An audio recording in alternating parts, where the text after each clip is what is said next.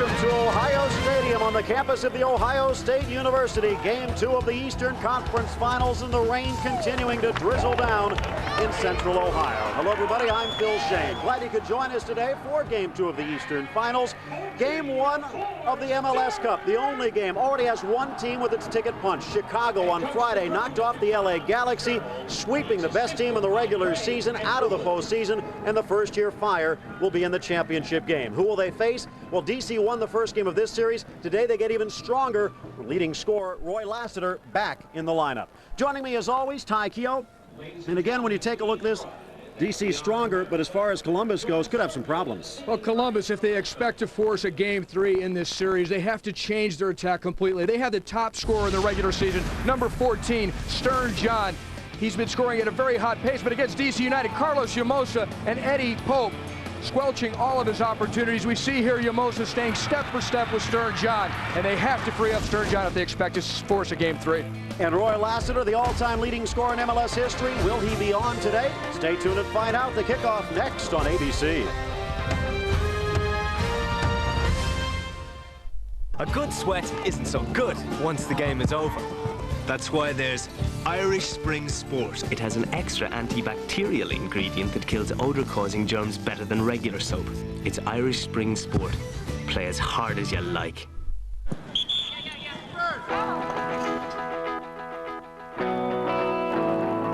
I have never stolen a ball, scored a goal, or won a game.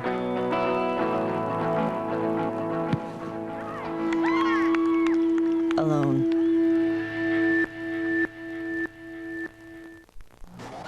Now it's time for the MasterCard MLS Goal of the Year. You can vote for Damian. Damian puts it in! Jaime Moreno. Or Brian McBride. Volley by McBride! Click over to MLSnet.com to vote.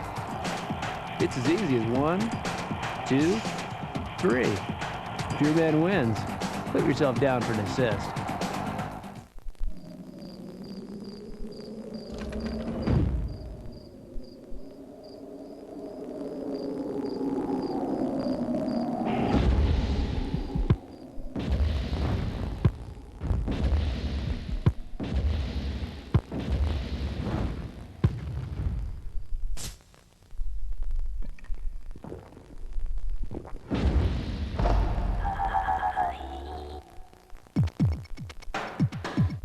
A good sweat isn't so good once the game is over. That's why there's Irish Spring Sport. It has an extra antibacterial ingredient that kills odor-causing germs better than regular soap. It's Irish Spring Sport. Play as hard as you like. Major League Soccer on ABC Sports. Brought to you by Bic, makers of pens, lighters, and shavers. And Pepsi, the official soft drink of Major League Soccer. And welcome back to the Horseshoe. Phil Shane, Ty Keogh with you. Game 2 of the Eastern Conference Finals. Final game for the crew here at Ohio Stadium. Tom Prestis in the nets for DC, looking to become the third different keeper to lead DC to the MLS Cup. Let's take a look at the rest of the lineups. Brought to you by Adidas. Number 6, John Hartz, former captain of the U.S. national team, gets to move back into his more accustomed left midfield position. He was not comfortable with the right back position, according to Bruce Arena. John Hartz getting set to start things out.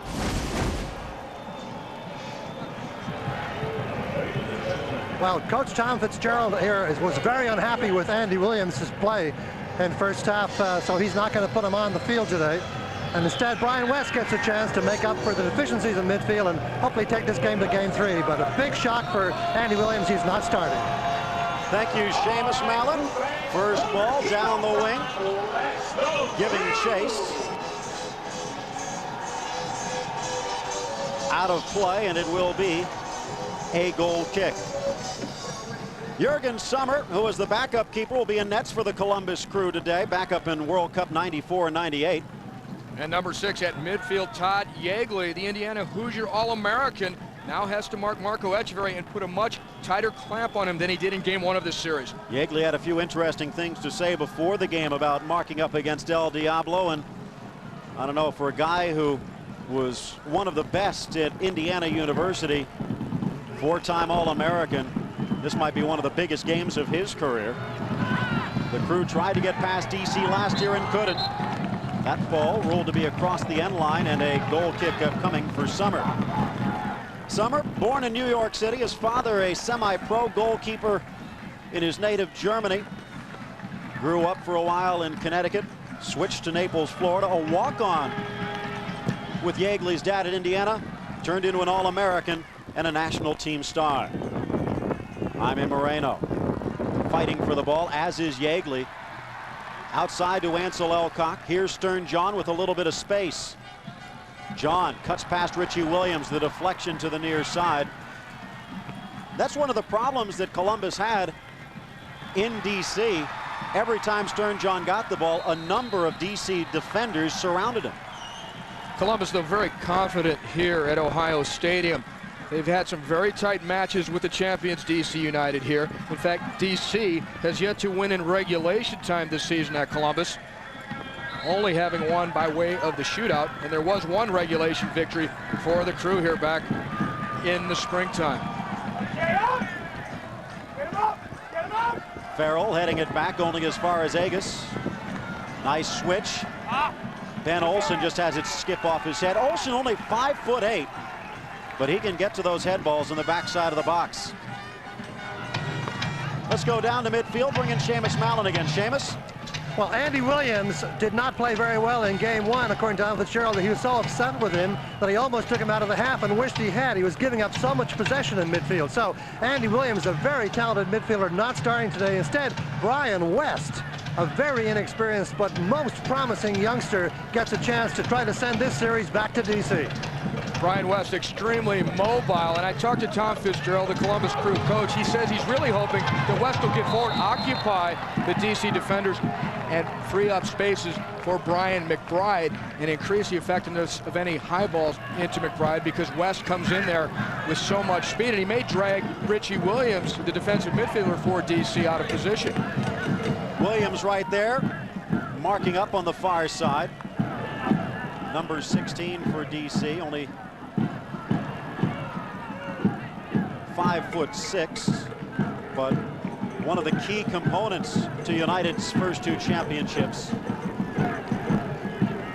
Well, we saw Seamus Mallon with the umbrella down on the side of the field, the rain coming down, and a major factor going to be the skipping ball. A second ago, we saw a ball nearly skip behind Jeff Agus into the corner for a run by Brian West. Tom Fitzgerald, who went 9-1 as an interim coach in 1996, leading the Crew to the postseason and assuming the starting reins after that.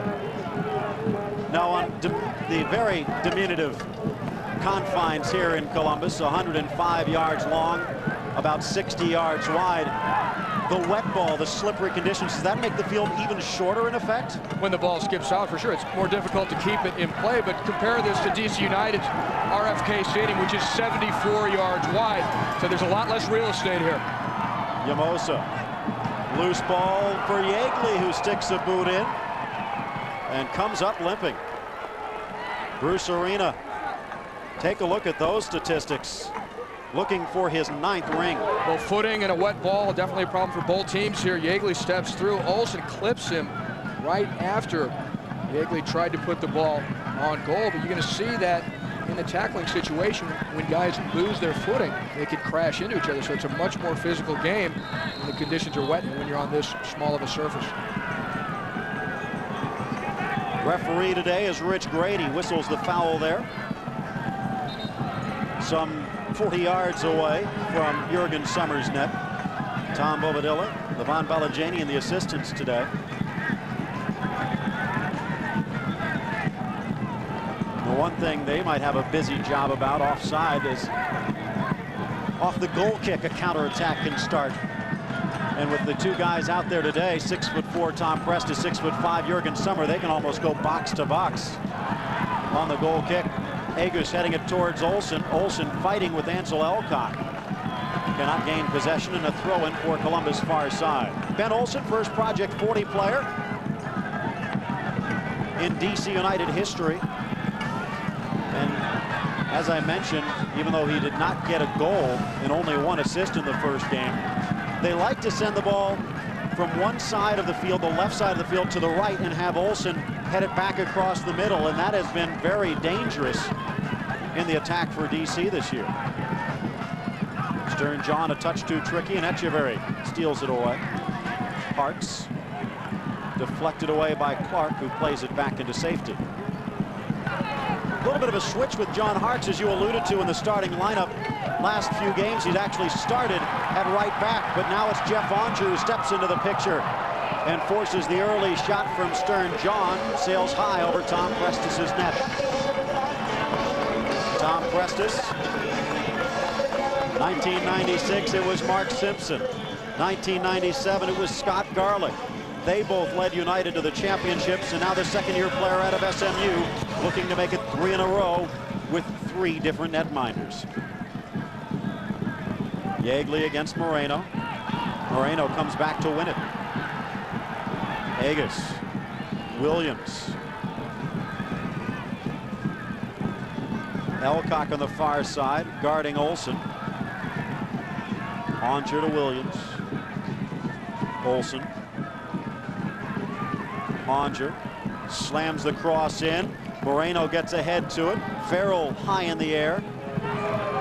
McBride looks good there and actually took a little clip from behind from Echeverry and continues to run. Farrell tripped up by Williams. Free kick Columbus. And it will be interesting to see whether number 20 for Columbus, Brian McBride, will be able to withstand a lot of the slide tackling on the wet surface. He left the game 1 in DC last Sunday with an injured left ankle. Not the right one that kept him out of much of the 97 season, but still a real scare, and there's still some question whether he'll last more than 45 minutes in this game. Loose in the box, McBride, the goal! Jeff Onger in the defense in place of John Hartz, and Carlos Yamose in only his 3rd game miscommunicate, and Brian McBride there to slam it home. Columbus is still alive. Well, I'll bet that left ankle feels pretty good right now for Brian McBride. The high ball drops in the box, it deflects off of Onger, and opportunistically, Brian McBride is there to jam it away. Thomas Dooley in the red shoes lofts the high ball into the box, and it should never bounce in the box defensively. That ball has to be cleared as soon as it dropped down. McBride's there to stuff it away. Far side, throw-in upcoming for DC.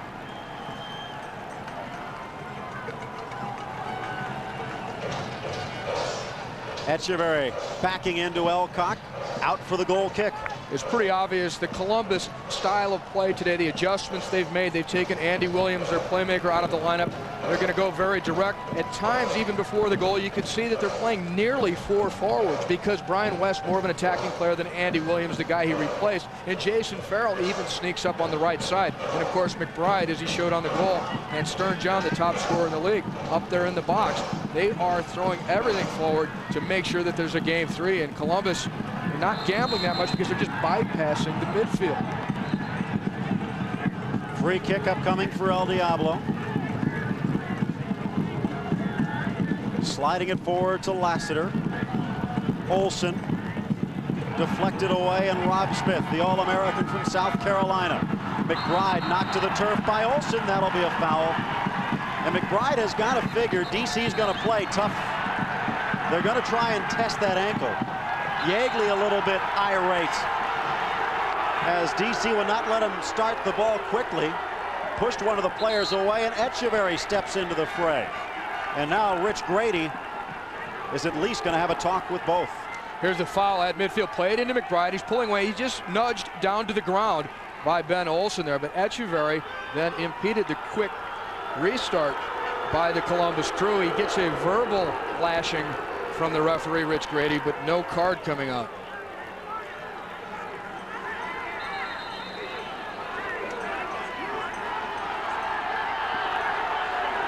The boos continue to pour down. Through ball for Farrell. Acrobatic clearance from Agus. throw in DC.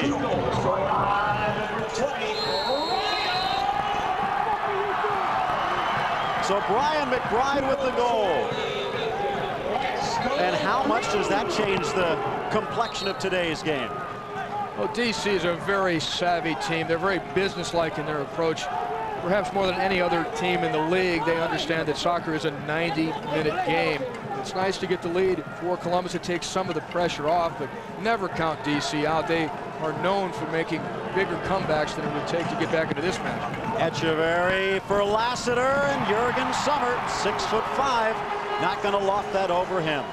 Down to the field, Seamus, more on Todd Yeagley's position today. Well, Todd Yeagley, you saw him get a yellow card there for pushing off Olsen, but that actually was the second incident. Olsen got him with a late challenge about 5 minutes before that, and it really upset Yeagley, and Todd Yeagley has got to keep his composure. He's a key man tonight. In for Lassiter, skipping to the end line. Lassiter knocks it off Dooley in a corner kick.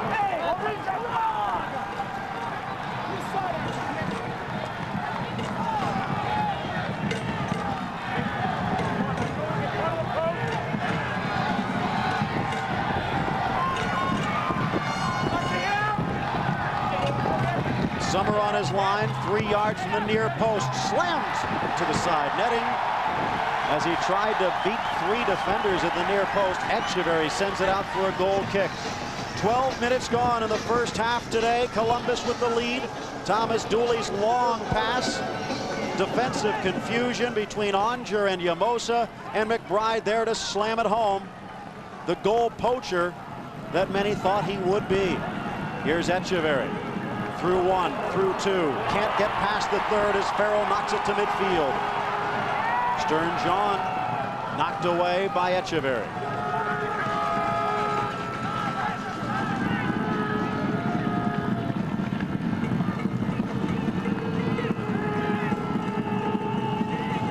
See Onger here playing the right back position. He really is not a right back. He is more of an attacking midfielder, so he wants to get forward. Chipping it across. Sommer there again. Todd Yeagley's job to knock out Marco Echeverry from this game, and he knows it won't be easy. He's so smart. He'll go out wide and he'll go back into his own half, and you can't follow him too far because you want to keep your shape. So it's a very delicate situation with him, but you have to respect his capabilities of the ball. But Yeagley's job easier today in containing Marco Echeverry because the field is so much smaller. He's able to close him down. An offside call here. And Lassiter slams it in, and he might have an argument. It looked like Dooley might have kept him onside, but the flag on the far side came up. Levon Balajanian in position, but DC with a chance. They're not arguing about it much. Iribarren to John, making a run as Elcock. The cross slams off of Onger, and back to Richie Williams as the white-clad United look to counter and equalize.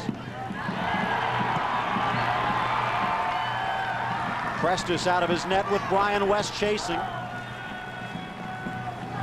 Upfield, and West's hustle results in Columbus picking the ball back up in their own end.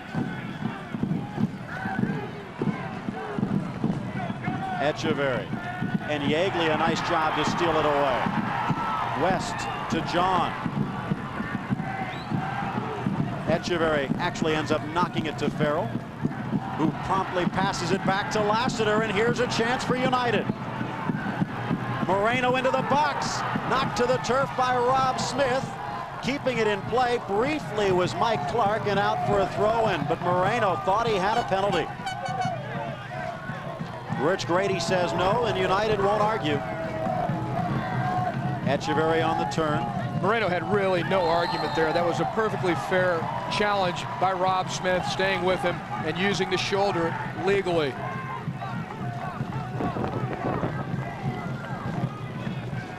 Moreno, El Artillero, the gunner, the rifleman for United. He and Echeverry, a product of the world-famous Tawichi Soccer Academy in Bolivia. I mean, how many soccer clubs actually get Nobel Peace Prize nominations? And they have 2 of them, plus a commendation even from the U.S. government on their job of taking underprivileged kids and turning them into professional players. Ryan McBride has the goal in this match game. Loose in the box, McBride! McBride not taking any chances there, getting force, as well as good placement on the shot. Anytime there's a loose ball in the box, that's what strikers are paid to do. The key also, McBride wide open, didn't panic and try and blast it. Many times you'll see players even closer send it over the net. Calmly, coolly collected it, sent it into the net on the one-time touch. And there was no lack of power on it either, though. Here's Stern John fighting through a Jeff Agus challenge. And out for the throw-in near side.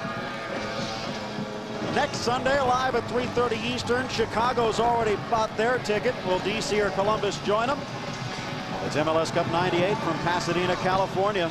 3:30 Eastern on ABC Sports. DC here just a little bit too casual in playing the ball near their own goal. Rather than get it out, they tried to put an extra pass and nearly coughed it up. Far side. Yeagley again doing a solid job. Lassiter challenging Summer, who plays it into safety. Lassiter's speed gives the ball back to DC. The throw-in came from on the field. And again, the football sidelines confusing the rookie Ben Olsen.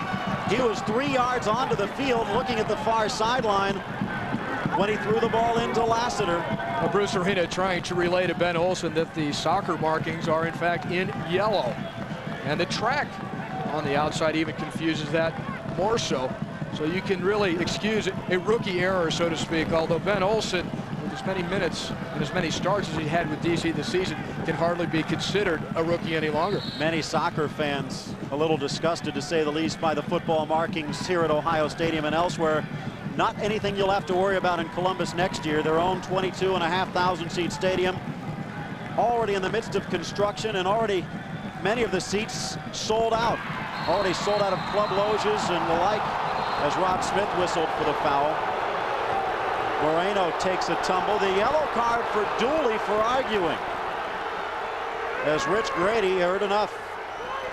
Well, Moreno, he's used to this kind of treatment as he goes to turn quickly, and it was actually Dooley sliding in from behind. So the yellow card to Dooley, in fact, for the tackle, because it was a bit reckless, and for sure it endangered Jaime Moreno because it was from behind. And again, a la Roberto Carlos Echeverri with the giant run up, and the deflection off the wall just slams wide. The mini wall behind of Iribarren, and Dooley almost tucked that into the near corner. No lack of confidence by El Diablo Marco Echeverri, number 10 for DC. He unloaded on that one from long range, and the wet ball really favors those long range shots. Elcock heading it near side, and here's the speedy youngster Brian West. The 20-year-old actually dribbles it out of play. The wet conditions hurting him. Tom Fitzgerald, his coach now. Bruce Arena was one of the big reasons he actually ended up going to Virginia for 2 years before turning pro. Now attending Ohio State. Through ball for Moreno. Again, Mike Clark quietly does the job in defense. Stern John to Thomas Dooley, and well touched to the near side for Ansel Elcock. Elcock has switched with Farrell. That might give an opening on the far side. Here's Stern John spinning pass to, running pass to third. Rob Smith lost his footing, might have been offside anyway, and here comes DC. But a moment ago, number 14, Stern John, we saw the Stern turn as all in one motion. He accelerated away from two defenders and left them behind. Onger expecting Williams to step forward, and just dumping it into the corner in effect is Jason Farrell. Perhaps they might have been a little bit concerned about Olsen against Ansel Elcock and switched Farrell for his speed to try and give Olsen a little bit more defensive responsibilities. But Ansel Elcock is one of the defenders lacking no confidence, considering himself the best defender in the league, and says there's no one in MLS that causes him problems. Echeverri getting set to restart. Yeagley heads it out. Harks looking to start it up quickly. Agus much stronger on the left, but a gentle chip with the right. McBride, the goal scorer. Through ball for West. And Prestis knocks it out of play. Such a different game here at Ohio Stadium because the ball's so quickly out of bounds. It's so often, but it's also so even more quickly back into play, something that both teams have to be aware of and anticipating the change in speed of restarts. Moreno slams it off of Irabarren and back to midfield. Here's Anja. Olsen. Nice ball for Lassiter. And it's out for the goal kick. Wet conditions here at Ohio Stadium, not making it easy to say the least, Seamus.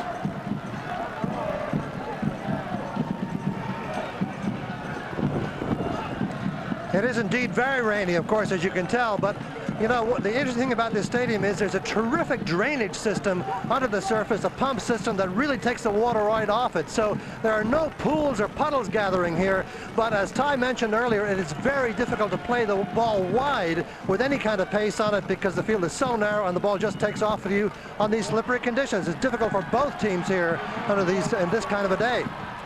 Here's Olsen again. Lassiter is down. Echeverry, his own version of a wall pass, touches it out as Lassiter will get some treatment here.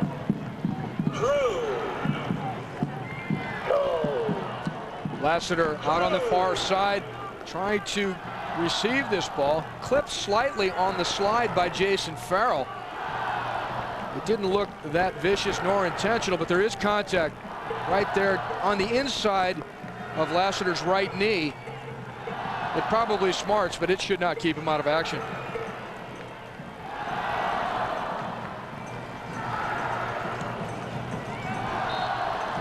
Throw in for Columbus, and they'll just slam it back upfield for DC as Lassiter back in the game. A little sportsmanship there exhibited by the Columbus crew, giving possession back after the injury.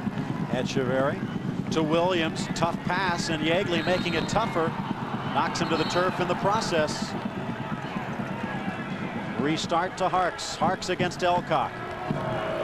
Through ball, dangerous position for Lassiter, and Jurgen Sommer, a sprawling grab.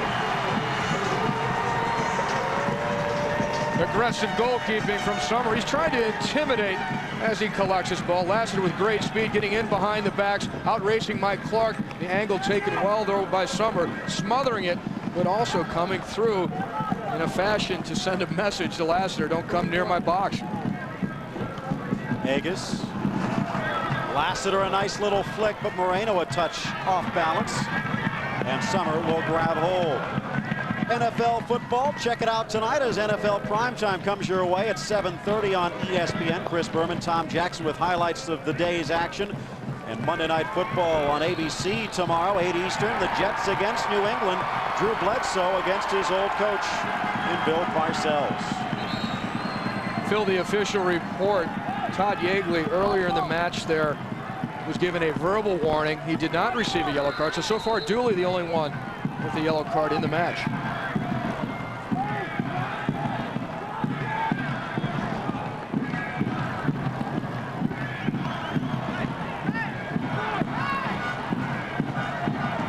Two main options here for the Columbus crew. The skipping ball could be whipped down low past the wall, or like this.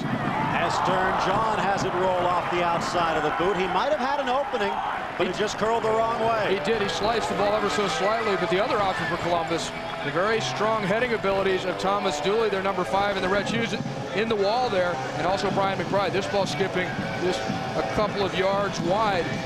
Stern John's marksmanship a little bit off there.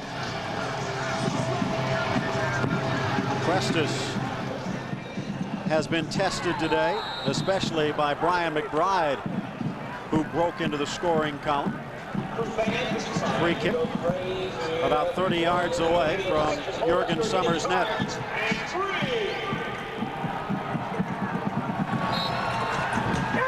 Parks is there as well, but Echeverry with the 10-yard walk-up. Outside of the boot, slams it off the wall, and Onger will collect. And back into Summers' arms.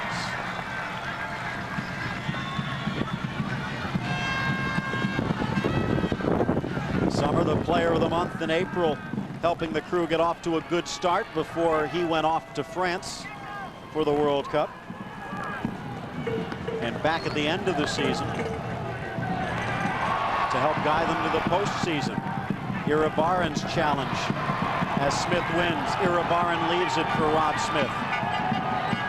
Here's West, the youngster. Actually, Elcock pinching in, and he'll have a shot. Yamosa deflects it, and Prestis will grab. Brian So McBride. Elcock stepping into the middle of the picture. Now, dangerous chance because he does sneak in from the right back position by Ansel Elcock, but more importantly, as that ball spun, remember how wet it is.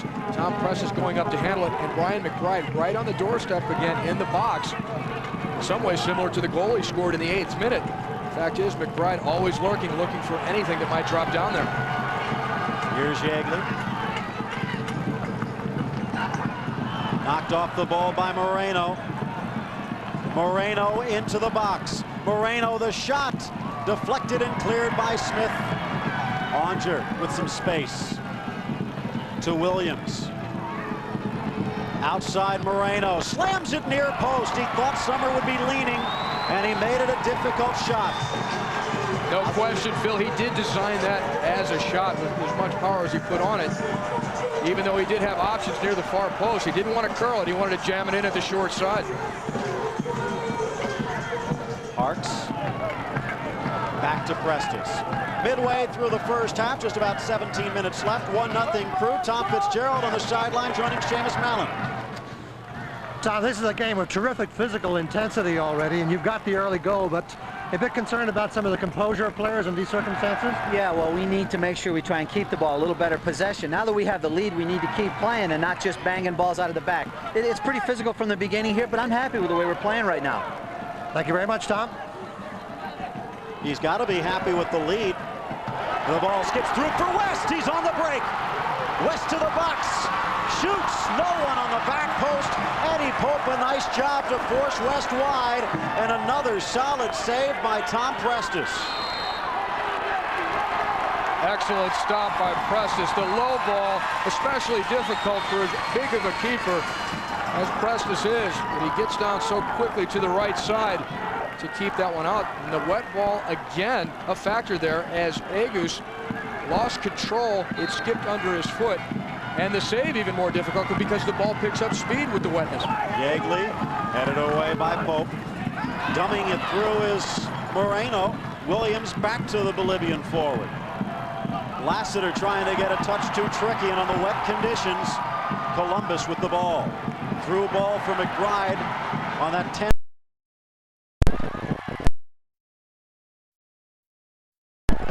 Here's Dooley chipping it through. Well, Brian West's speed has already been a factor. He's sent to the turf there. It gives up possession, but each time he's broken through, he's made a difference. And a nice literal slide tackle by Jason Farrell. Yellow card behind the play. Rich Grady making it obvious that whatever Rob Smith did about 20 seconds ago was cautionable as he goes in the books. Parks intercepted. Stern John. McBride trying to free Elcock. McBride appealing for a handball. Play on. Lassiter fighting for position and out for the throw-in near side by DC.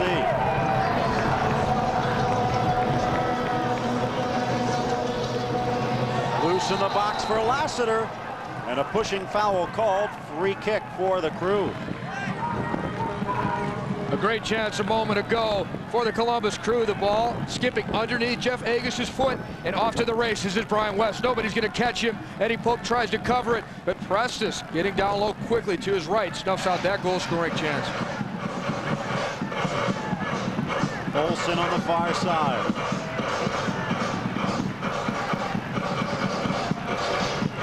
Lassiter. Iribarren on the tackle. Echeverry. Dooley knocked to the turf. Play on. Lassiter. Echeverry. Clark trying to skyr it into the end line and forces the deflected cross, and Summer there again. Mike Clark stood up Echeverry, and that was the only break Summer needed. Strong defending by Mike Clark. He does not overcommit. He's down low to the ground. He closes down on Echeverry, gives him a very limited option for that cross, which is well within the reach of the towering Jurgen Summer. Offside. Jurgen Summer, 6'5", 215 pounds. He's going to snare those kinds of crosses that are not out near the edge of the 6-yard box. For Stern John. Hard tackle by Onger. Dooley steps in, and you can see the wet conditions playing a role here today. Moreno likes the right foot. Echeverry likes the left. Outside to Hartz. One-touch cross. Dooley there to head it high. Summer knocked down, and he's knocked down Lassiter in the process, and out to Iribarren as Columbus on the counter. Slipping and sliding, but no goals for DC.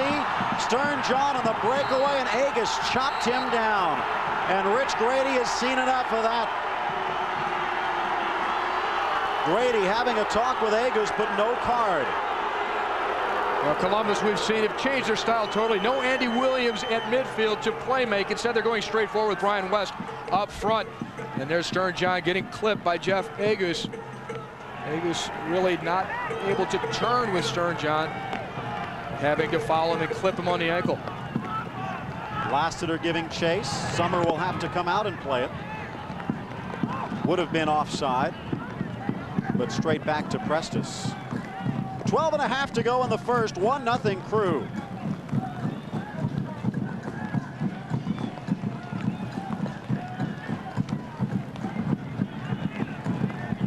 Far side.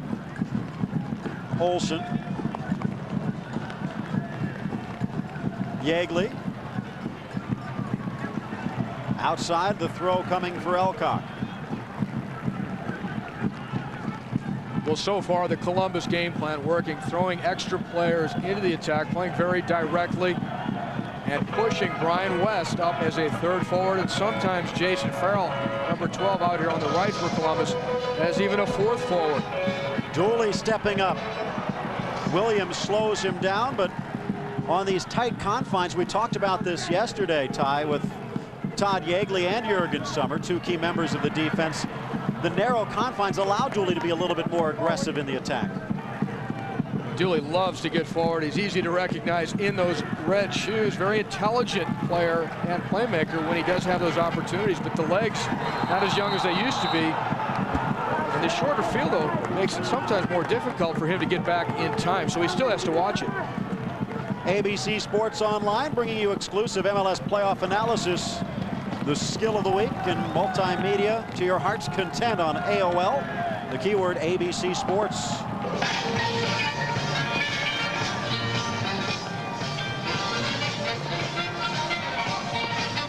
Your goal scorer, Brian McBride, in the 8th minute, has set the tone here and given Columbus a great deal of confidence.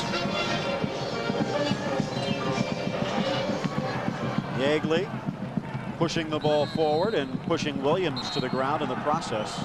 Columbus 11-5 at home this season in the regular season. Agus getting set to restart. You've seen him slip and slide a little bit today. Many of the players have as the ball skips out of play. That's going to cause some problems both for the players and the equipment managers, Seamus. Well, I talked to the coaches about this, and they felt that there was going to be rain, but they didn't anticipate this much rain, and a number of the players are wearing molded shoes and may want to reconsider that at the halftime, because although I mentioned the drainage system is very good, there's now beginning to be a lot of difficulty for defenders in particular to make turns against this quick 1-2 kind of style of play that you see used principally by DC United, so there could be quite a few changes at halftime. We've been seeing defenders hit the ground as they lose their footing, and you can't afford that in a game that has this high of stakes. So you'll see most of the players at halftime switching into the 6-studded shoe with the longer stud that digs in a little bit further so that they could keep their footing. Throw in for West. McBride will get it and feeds West on the run. Look at the speed of Carlos Llamosa. Brian West, one of the fastest players in MLS, and Llamosa with him stride for stride before he sent it out of play.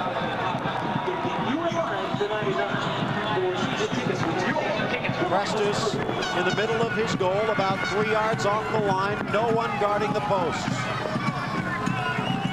You see that mark on the outside of the field as the header comes in for the goal. Richie Williams was supposed to be backing up. Columbus took the kick anyway, and Thomas Dooley sends it in for the second goal of the day. It's 2-0 Crew. Hold on for the Rose Bowl. A pinpoint cross from the corner by Jason Farrell. Dooley, completely unmarked, is able to hammer this ball down. Another angle here. Farrell swerving away from Prestes. Dooley has all the time in the world to line this one up and power it down into the net. And Bruce Arena has to be livid about the lack of marking defensively for DC United. Lassiter trying to find some way to get United back in this game before the half. 8.5 left to go. And again, on that corner kick, the attention that DC has to give to even an ailing Brian McBride, and the ability of Dooley to somehow sneak in unmarked equals goal number 2 of the day. Stern John's a pretty good target player up there as well, so DC distracted by some of the other taller players in the Columbus lineup, leaving Dooley completely alone, and you could see the look on Bruce Arena's face. That's not the way they diagrammed defending corner kicks in the locker room before the match. You could bet on that. Foul whistled against West. Free kick for United. 8 minutes to go in the first half. Thomas Dooley, the ageless veteran, at this point still captain of the national team. No one has replaced him with the armband yet. Dooley, in fact, expected to play his last match ever for the U.S. national team this coming November 6th in San Jose as the USA take on Australia. And will he be playing it for Bruce Arena? Everyone's still waiting to find out what happens there. Is Tom Fitzgerald just happy? At this point, it looks like they will force a game 3 in D.C. on Wednesday. There's still a lot of minutes left, although good timing psychologically again for Columbus to get this goal in the late going of the first half. Of course, DC can fight their way back. They've done it a number of times this year, but should Columbus hold on, it would force game 3, and you can see it on ESPN2, 8 o'clock on Wednesday from RFK. And regardless, for whichever team wins it, as Moreno playing in the corner against Clark, back to Hartz. Whoever wins the Eastern Conference, headed away by Iribarren, will be at somewhat of a disadvantage as the Fire will be well rested. 9 days of rest following their Friday night victory. Oh, and Williams just did not expect that one as he was leaning the other way. Williams did not quite read it, but these conditions, Phil, take me back to the inaugural MLS Cup, 1996, DC trailing 2-0 to the LA Galaxy, and the balance and savvy of Jaime Moreno and his dribbling ability on the wet surface against defenders, opening things up time after time for DC in their incredible comeback to win that one in overtime. Actually, the golden goal by Eddie Pope. Brought down by Pope and slammed away as you talk about Pope, and there is Moreno. Marco Echeverri, the MVP, as he set up 2 of those goals, but Moreno, by drawing fouls and across himself, actually set up all 3. And the Bolivian connection helped him win in '97, but right now, a little lacking today in 1998. Coming up at the half, we'll show you how the Fire got to the MLS Cup.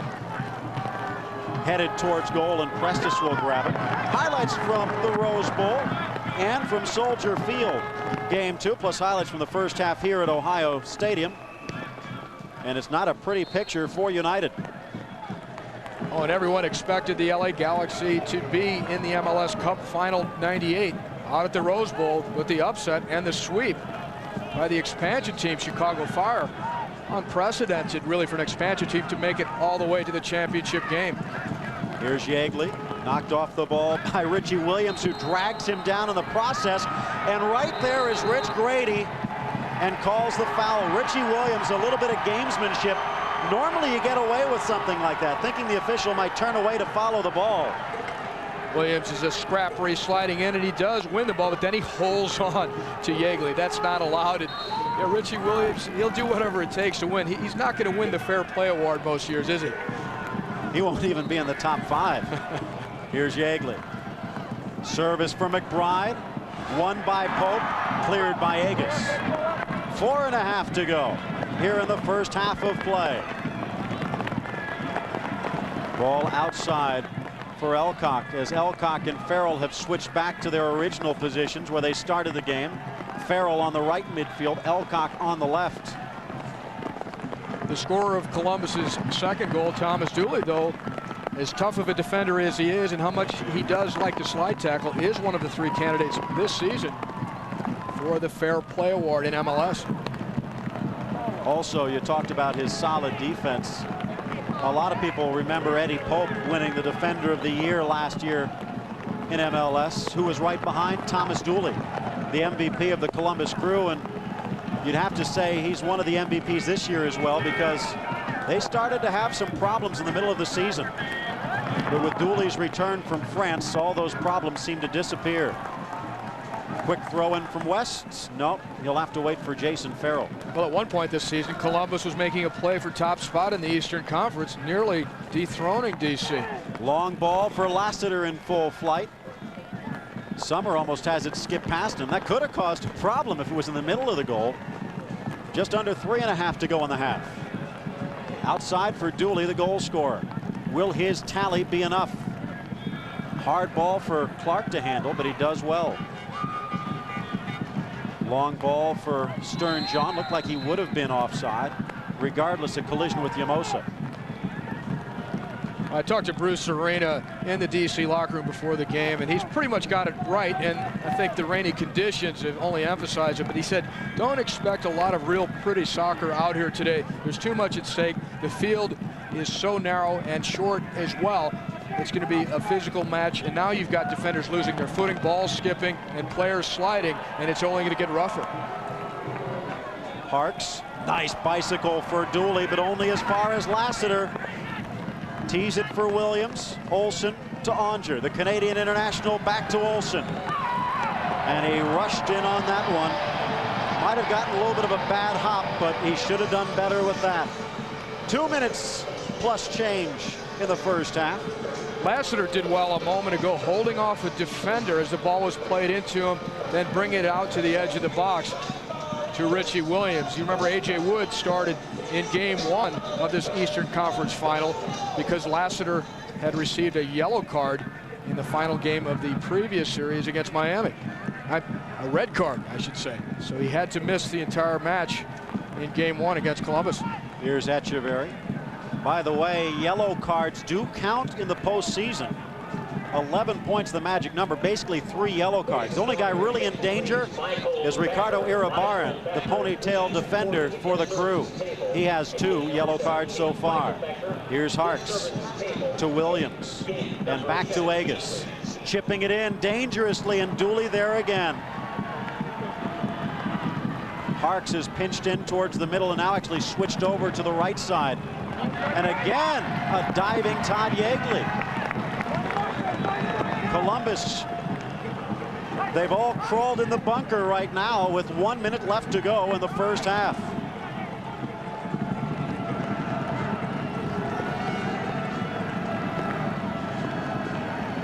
Olsen looking for Agus. Yeagley wins it, and here comes West. West with McBride on his right. 45 seconds. And Brian West touching it to the middle. Stern John tried to jump around Onger on the poor hop for DC. Knocked to the turf, no call. Ball to the middle for Lassiter. But they're going to call a hold and a free kick for Columbus with less than 30 to go. The wet ball and the skipping surface again causing a problem for the defense. DC United, Eddie Pope, uncharacteristically, that ball squeezed past him, leaving Stern John an opportunity to almost walk in. McBride held, no call. Headed back to Prestis with 8. And an impressive first half for Columbus. Can they hold on with 4? Summer will let it bound out of play. The first half to an end. McBride with the first, Dooley with the second. The Crew lead it at the break on ABC.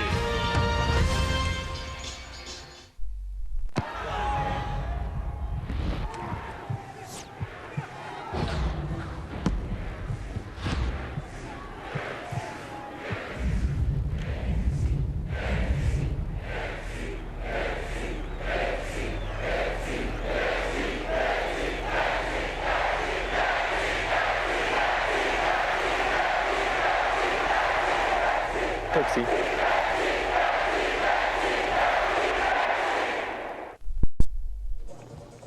Eagerly looking on. Can Columbus hold on? A 2-0 lead on goals from McBride and Dooley. John Harkes down to the field with Seamus Mallon. John, a couple of defensive errors obviously responsible for the goals, but you must be disappointed you can't get the possession you need up front. Yeah, we're not passing the ball well. We're not getting it wide enough, and we got to be more disciplined. Things aren't going well. We got to pick it up this half, the second half. But these are the kind of conditions that you've thrived in before. You think you can pull it out in the second half? If you get the ball, yeah, of course. Yeah, if you get the ball at the feet, we can do things better. Okay, John Harkes, thank you very much.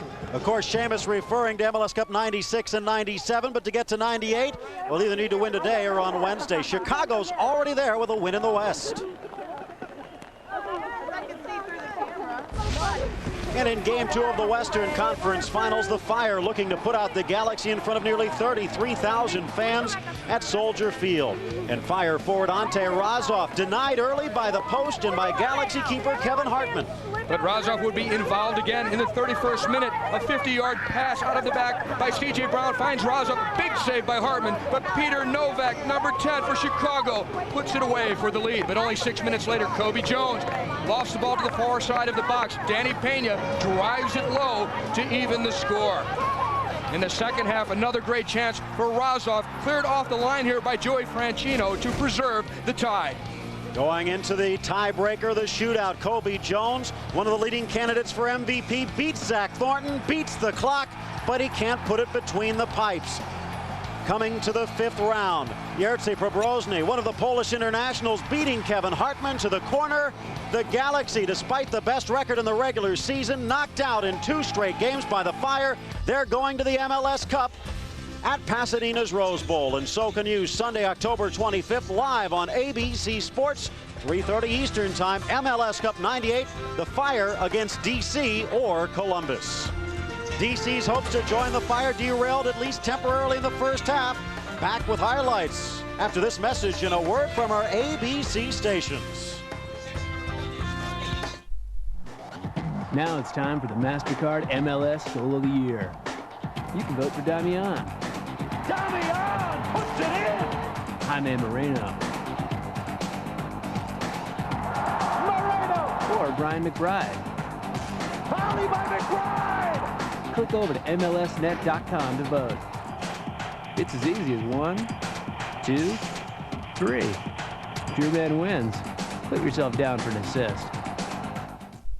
On 2020 Tonight, Jim Jones promised his followers paradise. What happened? Left over 900 people dead. Returned to the scene with his sons who survived. Barbara Walters, Diane Sawyer, 2020 Tonight at 9, 8 Central.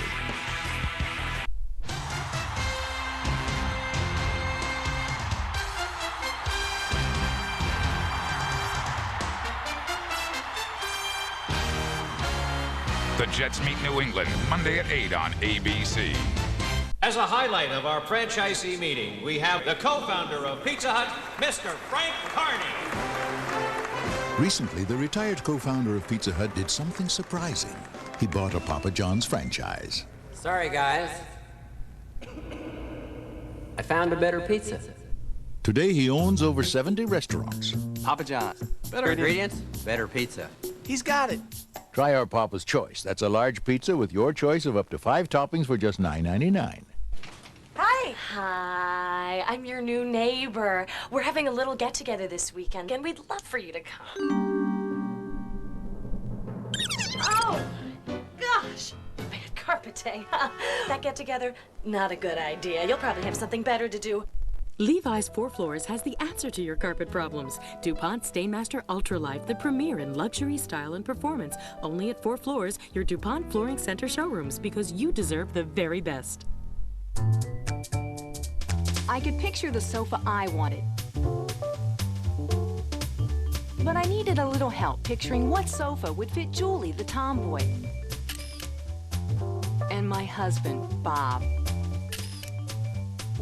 At Sofa Express, we found the sofa we could welcome into the family. And Sofa Express delivered it the very next day. Sofa Express, where the picture-perfect sofa is here today, home tomorrow. With the press of a button, you can put someone to work, someone who takes pride in what they do. Over 1,500 adults with mental retardation are employed in workshops and programs operated by the Board of Mental Retardation and Developmental Disabilities. Because of the workshops, these people are working, productive taxpayers instead of tax users. By voting for Issue 30, you'll give adults with mental retardation a hand instead of a handout. Vote for Issue 30. Working to rebuild a burned middle school. The story at 6. This copyrighted telecast of Major League Soccer and ESPN may not be retransmitted, reproduced, or rebroadcast without the expressed written consent of Major League Soccer and ESPN.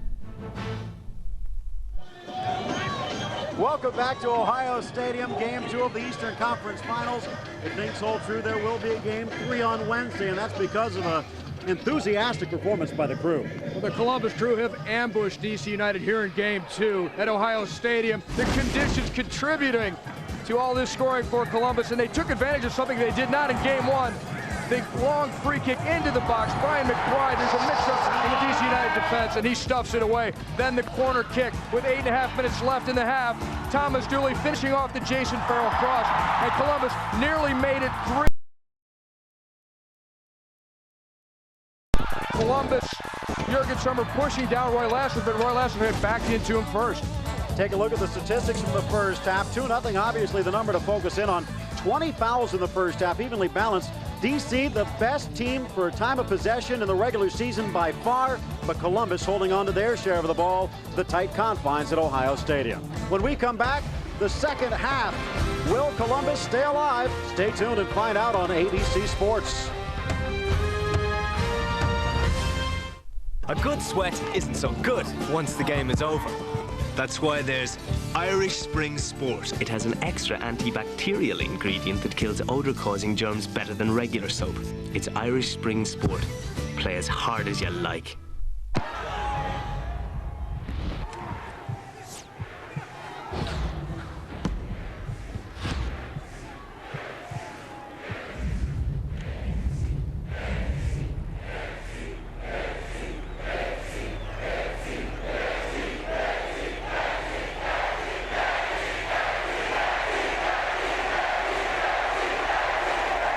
Pepsi.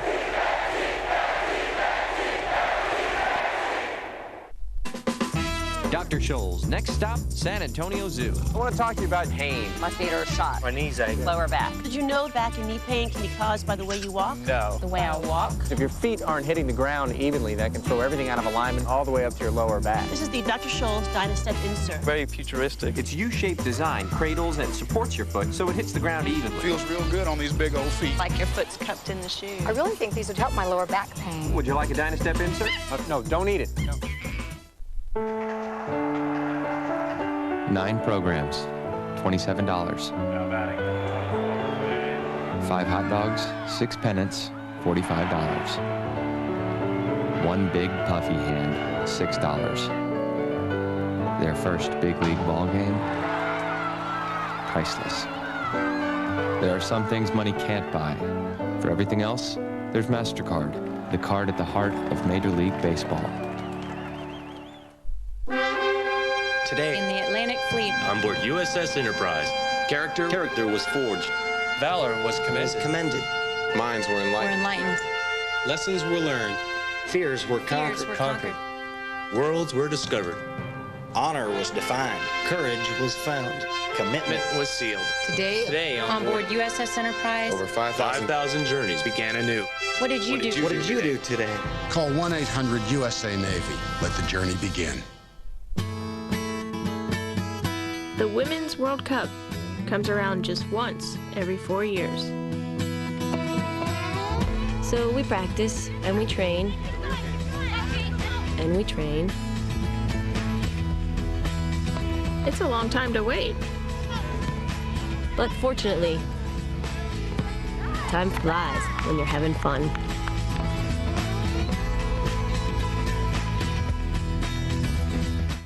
A good sweat isn't so good once the game is over. That's why there's Irish Spring Sport. It has an extra antibacterial ingredient that kills odor-causing germs better than regular soap. It's Irish Spring Sport. Play as hard as you like. Once he was her teacher. He's like my father. Now the student must defend the professor in the trial of their lives. Do you think he's guilty? All new practice, ABC tonight. Saturday, the Badgers of Wisconsin face Iowa. NC State battles the Virginia Cavaliers, plus other regional action.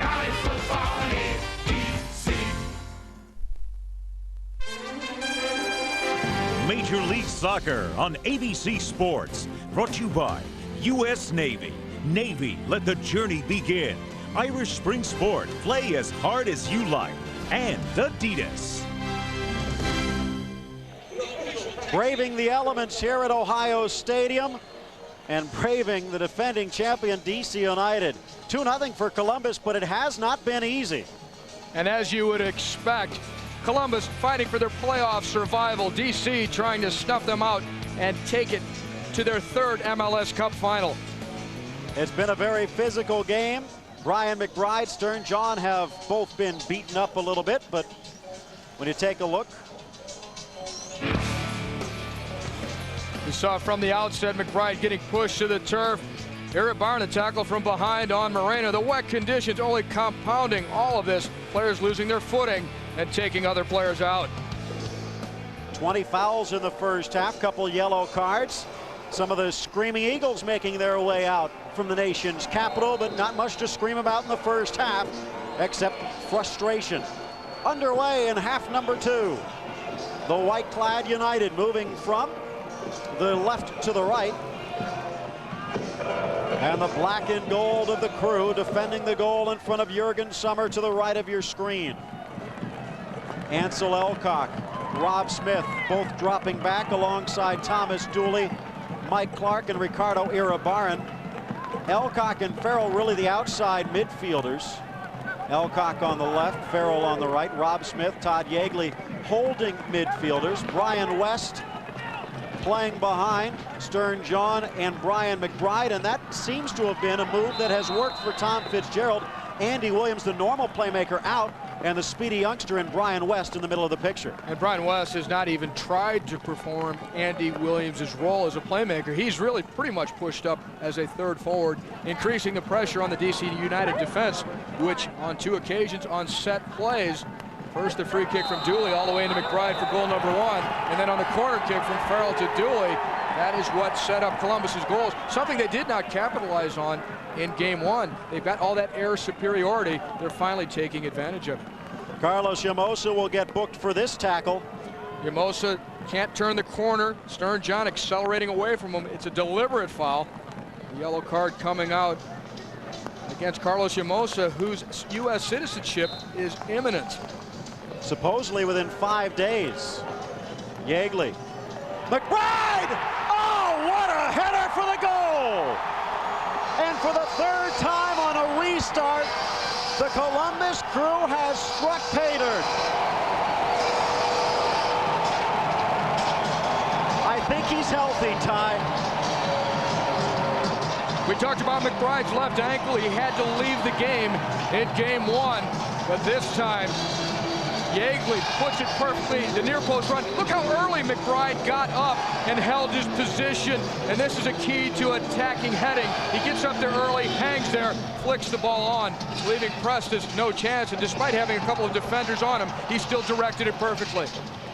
A glancing header, dry conditions. Prestis might have been able to adjust, but it looked like he might have slipped briefly. take nothing away from a brilliant header by Brian McBride. His second goal of the day. Far side, Agus to the middle, deflected. Shot, saved by Summer. Ben Olsen denied at the near post. This game is far from over. DC could step up the pressure like no other team in MLS. You might want to include LA in that phrase as a top scoring team in the league during the regulation season, but during the regular season. Corner kick, header, bicycle, again Summer. Oh my! Jurgen Summer, the difference right now as DC tries to stage a patented comeback. Ben Olsen cranks it low, but he puts it right at Jurgen Summer, and Summer not committing, turning it away. Here's Dooley pushing into the attack. Dooley through ball for West denied. Echeverry coming the other way. And Jason Farrell with a little bit of time will touch it up the line. West will give chase. That's offside. Now that save by Summer, amazing enough, but what an acrobatic shot by Jaime Moreno, only to be denied by Summer. The second save, in fact, a tougher stop for Jurgen Summer than the first one. The first one, Olsen almost put it right at him. Summer out, and an easy job on this one. Jurgen Summer, the first American to ever play in the English First Division, now the Premier League, coming out of Indiana University. In fact, he used to play with Jeff Onger at Luton Town. Onger starting today's game at right back for DC. Luton Town is used to these conditions. The rain now coming down in sheets. The conditions becoming more and more extreme. Speak about extreme. Agus gets the ball back to the box. Look at Moreno acrobatically turning the ball on net. But Summer again there to make the stop.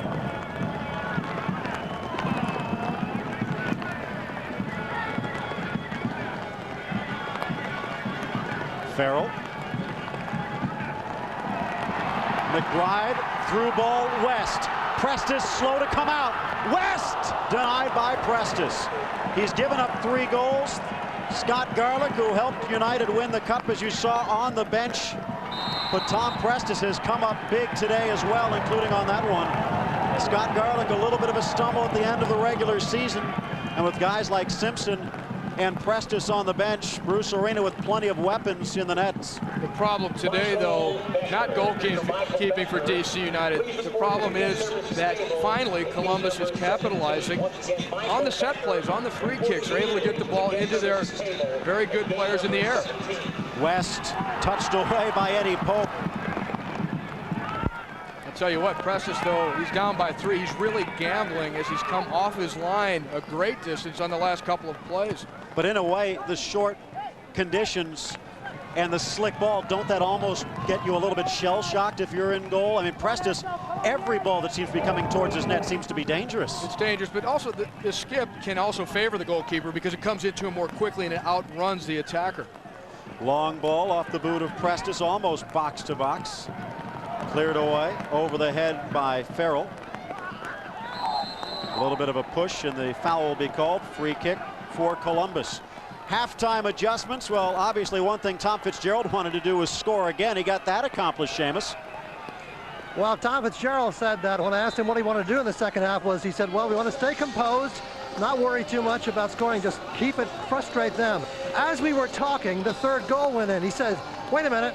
Actually, what I said is, McBride, you get the third goal, and then we'll be all taken care of. Sounds like Fitz. So Fitz is flying high. On the other side, there's a lot of anger. In fact, Bruce Arena is very upset. He thinks a lot of calls have not gone his way. But he also, in fact, says that the center backs for Columbus have set the tone, that they have been strong in the tackle and have been very physical and challenging, and that his guys have not stepped up and done likewise. And they've given far much room and time to McBride to get in, and the central attackers for Columbus to get free on set pieces. That's what Bruce Arena predicted when he spoke to me before the game in the locker room. He says it's not going to be a pretty soccer game. It's going to be a physical battles, and he's right. Irabarren, Mike Clark, Thomas Dooley in behind him have shut down the DC United attack, and the fact is Thomas Dooley had tons of space to finish on his headed goal from the corner kick. Brian McBride capitalized on a loose ball in the box, so And McBride again on goal number 3. We see McBride's goals, already 2 of them in this match. Dooley sent a long ball into the box. It's misplayed by the DC United defense. McBride there to pounce on it. And here, early in the second half, he flicks one on at the near post after the cross by Yeagley. Brian McBride, 10 goals in the regular season to go along with his 7 assists. Actually scored in his first 5 games to start this season. And in the postseason, he has been red hot. 2 goals against the Metro Stars in 1 game, 2 goals against United here. The way Columbus is playing, forget about DC taking care of them and getting some rest before the cup. DC better worry about getting to the cup without a ticket for the stands, the way Columbus has played today. Lassiter knocked to the turf, free kick for DC as Mike Clark gets a talking to. Lassiter back in the lineup for DC. He missed game 1 because of the red card in the previous game. Bruce Arena typically said, well, Roy's had 3 weeks off. It's about time for him to go out and do something, but he's not managed to do much today, and the conditions have something to do with it, but more so the defending by Columbus. Into the area, Dooley heads it back. Pope steps into the picture, and Yeagley rides him off. Dooley against Agus. Agus to Echeverry. This could be dangerous. But again, a brilliant piece of defense from U.S. captain Thomas Dooley. The back heel almost giving DC another chance. But Dooley stymieing Marco Echeverry. Dooley, no question, one of the better slide tacklers in Major League Soccer. From all of his experience in the Bundesliga in Germany, he's also used to these wet conditions, much like Northern Europe. Foul, free kick for DC. College football, Saturday live at 3:30 Eastern on ABC, the best regional action. The Big Ten sees Wisconsin taking on Iowa. On the West Coast, you'll see UCLA against Cal, NC State against Virginia in the ACC, Texas Tech colliding with the Aggies of Texas A&M. Don't forget to check your local listings to find out the game in your area. Dooley again there on the slide, making the save. Thwart another DC United attack. Dooley has set the tone at the back for Columbus. Williams open, low ball across the middle, got past Moreno. Lassiter can't get to it, and Williams, or make that Olsen with some frustration, a collision with Dooley and the foul called. That the best scoring chance for DC today, and they couldn't get a foot on it towards goal. Dooley well positioned again for the high ball and to take the foul from Olsen. The ball skipping through really treacherous conditions. Look how quickly the ball moves across the face of the goal. Lassiter can't get enough on it. Dooley there piled into by Olsen. Dooley, 37 years of age, an Iron Man, and great in the slide tackle, saving 2 potential goals there just within the last 45 seconds. McBride forces the turnover. Here's the speedy West. West trying to get past Onger. The cross to the middle. McBride tried to tuck it to the near post. If he was 3 yards closer to the center of the field, that could be goal number 3 for Brian McBride. And Brian West has made a difference for Columbus. Tom Fitzgerald, the Columbus coach, says he's a fly in the ointment. He's a pest. We want to get him up there and test the DC United defense, and he does with those dangerous crosses. And McBride very strong on those near post runs. Here's Harks. Williams deflected wide of Summers' net, and a goal kick. Thomas Dooley with 1 goal to his name helped set up the first of the day, and he has been rock solid in the defensive half for Columbus, Seamus Mallon. Well, you could argue that second goal, most important goal of the day, but I talked to the coach about it, and they said it was a set play. Dooley hangs back, waits for the near post ball. If that's played in, that wasn't played in. That opened up space for him to run into. But the key was a beautifully struck corner. We asked Tom Dooley if he'd come on the air with us as he went out at halftime. He's the politest guy in the league, but he said, no, too important, too important. Tom Dooley has his game face on today, folks. And very important, as Seamus said, that second goal near the end of the first half, setting the tone and also setting up the opportunity for Columbus to strike early here in the second half to build up the 3-goal lead. Thanks to Dooley's contributions as the shot from Farrell blasts wide. Maybe we'll get the chance to talk to the U.S. captain on Wednesday. 8 o'clock Eastern time at RFK if Columbus does not fall apart in the remaining half hour. 68 miles per hour from Jason Farrell.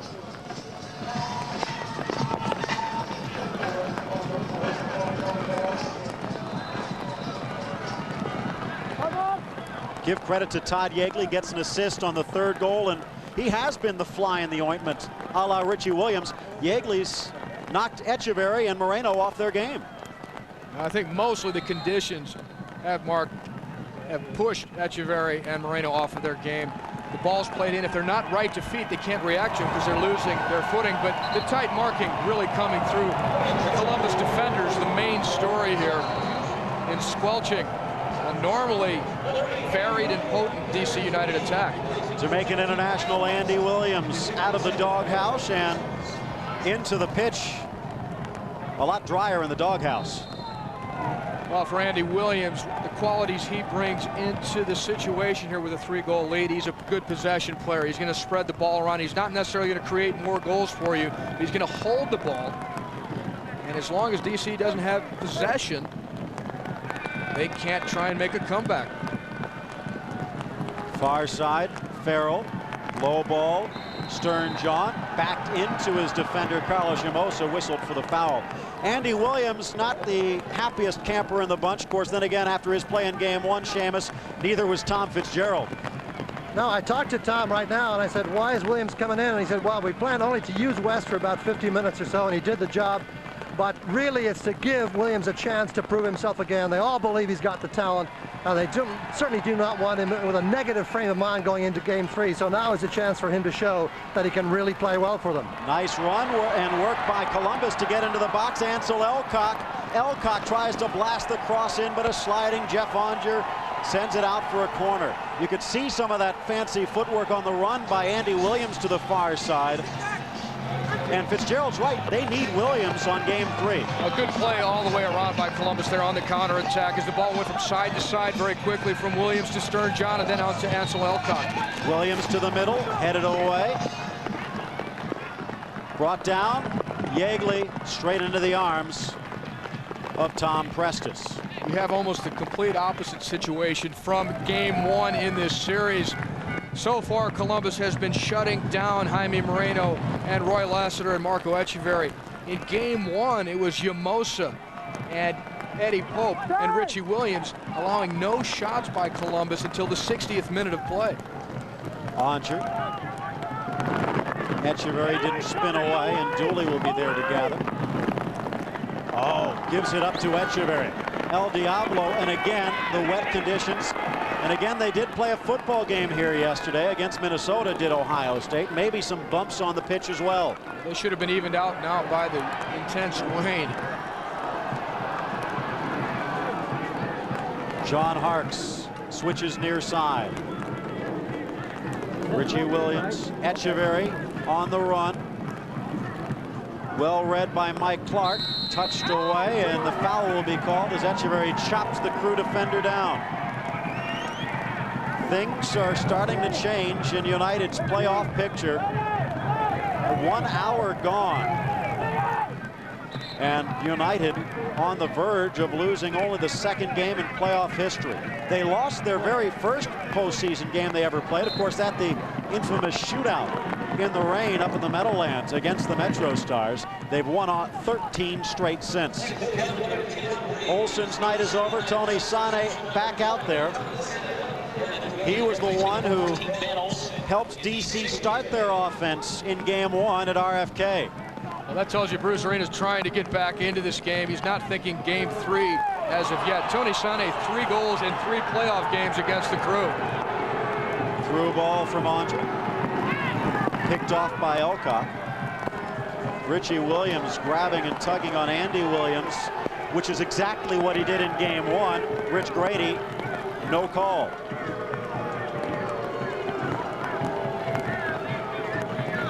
Back heel missed by Moreno. Yeagley to McBride. You'd almost expect also Tom Fitzgerald to be thinking about pulling Brian McBride, and just as I say that, McBride goes down. A 3-goal lead, you can't risk your score. Not only did McBride go down, he was clutching that left ankle. Elcock tripped up by Jeff Onger.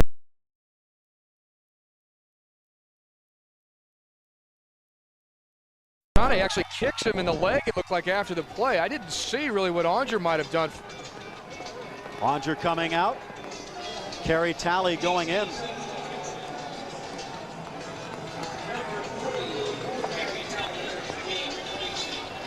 They'll push the wall back. Quick restart for Williams. Well handled by Prestis. What did Jeff Onger do, Seamus? Well, that actually relates to Brian McBride. Ty mentioned Brian going down hurt. Actually, what happened was McBride, played the ball off and went for the return ball. And as he went by him, Onger took a whack at his ankle, and that's what the yellow card was for, even though it came out later. Agus to Lassiter, deflected away. So good refereeing by Rich Grady. McBride still out there, though. You wonder how much longer that will happen. Williams offside. But the delayed yellow card, the correct call in that situation. Tony Sane might have gotten away with something after it, though, in the corner. Agus for Harks. Battle of number 6s as Harks goes against Yeagley. Nice ball to the middle. Deflected away by Irabar, and as Sane's cross looked destined for goal. Oh, what a slide that was. Well, there's playoff soccer for you. No holding back by Brian McBride, even though the ball was only inches from going out. He sacrificed his body to try and keep the ball in. Brian McBride, forget the sprained ankle. He's given his all, like you said.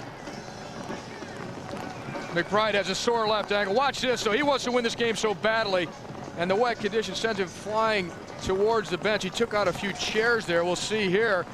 And he's not thinking about his own well-being. He's thinking about making sure that there's a game 3 in this series back at DC. And he has 2 goals, and a big reason that Columbus is only 26.5 minutes away from forcing a third and deciding game. Williams. Pressured.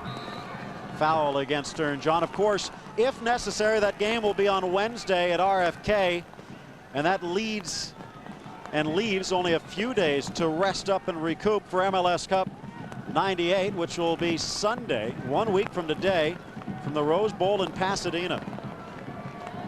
Well, DC in this match just not able to settle into their normal rhythm. They like possession play. They like to spread the ball wide, but they're not able to. This field's so narrow, only 60 yards wide. Here's a chance to the top of the box for Agus. Lethal left foot across the middle of the goal. The header! And a goal for Sane. This man is just magic.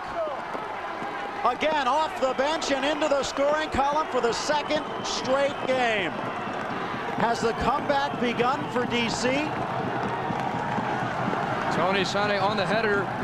Really good work here by Agus. Change of pace, gets the ball all the way to the back post. Sane now 4 goals in 4 playoff games against Columbus.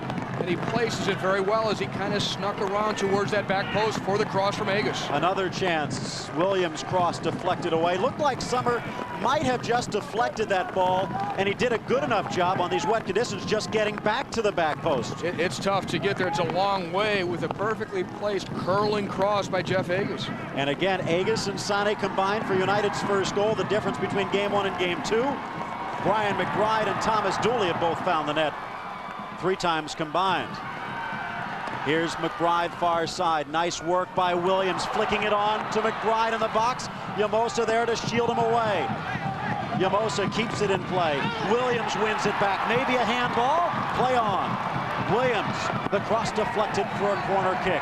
The substitution with Sane in has paid off again, Seamus. Well, the coaching staff for DC United said they're putting Tony on because they want to get back in this thing. They are not giving up this game. And they said that immediately that he went in, notwithstanding that he's still coming back from an injury. Farrell's attempt to enter the ball into the box parried away, and here's Moreno. 24 minutes left, only 2 goals to make up. Clark slams in. Moreno. Williams. Through ball. Saved by Farrell and cleared back to midfield. In fact, Tony Sane's injury, really not the one you want to have with wet conditions. He's got a groin injury, and if his foot slips, it could strain the groin again, so it's a gamble. Loose ball, diving header from Sane. He's not playing soft either. Tony Sane. really the biggest factor here, becoming the clock. But the more times that DC, and here's Harks' cross, the more times they can get the ball towards that back post, it's very obvious that Tony Sané can dominate on the high balls coming in from his right midfield position. Giving chase Eddie Pope. Sané's old club, the Minnesota Thunder, in the minor leagues, played last night in the A-League Championship against Rochester. They fell 3-1. But Sané with one Major League championship to his name, helping DC keep alive their hopes to give him a second ring and their third overall. Williams tied up by Harks, and the two having a few words. Harks is a fighter. He's not going to give up. Long ball for Elcock. Vespini Trinidad to Vender, catches up to the middle for McBride. You could see him shy away at the last moment. He saw two white jerseys colliding in. Not so much that. They tie him up pretty good. Yamosa and Eddie Pope know how to jump with a guy, bump him just enough to throw off any chance of him really getting some spring into the jump. Far side Lassiter making a run. Moreno touched away by Farrell. Into the box for Dooley. Phil Shane, Ty Keogh, Seamus Mallon here at Ohio Stadium. Final game for MLS here at Ohio Stadium. And what a game it has been. McBride with 2 goals, Dooley with 1, and Sané perhaps making a game of it. 22 minutes left to go. It's 3-1 Columbus. All of a sudden, those big stops earlier by Jurgen Sommer starting to loom large. Or even the one by Prestis on Brian West, which would have made it 3-0 at the half. Into the middle, Iribarren deflects. Echeverry to the middle, hops, and again it's Sané as the ball just bounces over his foot, but he was in position again. Columbus is going to have to make an adjustment defensively because of Tony Sané. Not only the high balls, but he's coming in like we saw right here. The ball coming down low. Sommer under some pressure earlier on.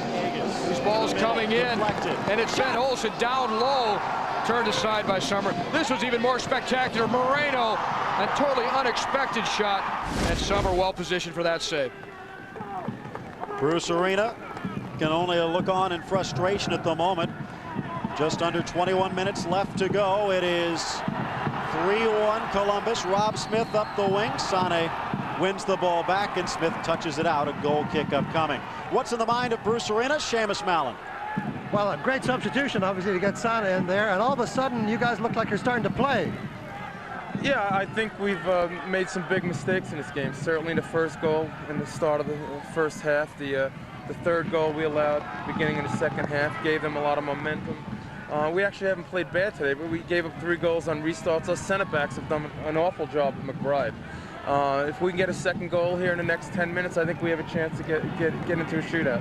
How difficult it is to keep the possession going under these conditions, a narrow field, a wet floor, and so forth? Well, certainly, as you can tell, it's not the greatest soccer game. Thank you, Bruce Arena.